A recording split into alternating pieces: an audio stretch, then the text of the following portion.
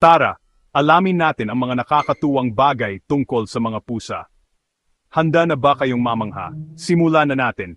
Alam nyo ba na may espesyal na lengguwahe ang mga pusa para sa mga tao? Oo, yung mga meow nila, para sa atin talaga yon. At pag-usapan pa natin ang komunikasyon, ang mga pusa ay may mahigit 100 iba't ibang tunog, samantalang ang mga aso ay mga 10 lang.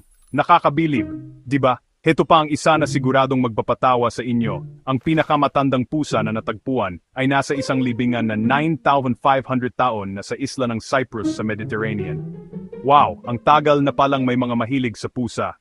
At alam nyo ba ito, ang ilong ng pusa ay kasing kakaiba ng fingerprint ng tao.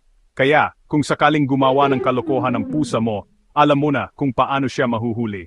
At panghuli, naisip nyo na ba kung bakit gustong-gusto ng mga pusa ang mga kahon? Kasi pakiramdam nila ay ligtas at komportable sila sa loob, parang yakap na mainit. Kaya, sa susunod na makita nyo ang pusa nyo, na parang misteryoso, tandaan, marami silang sorpresa.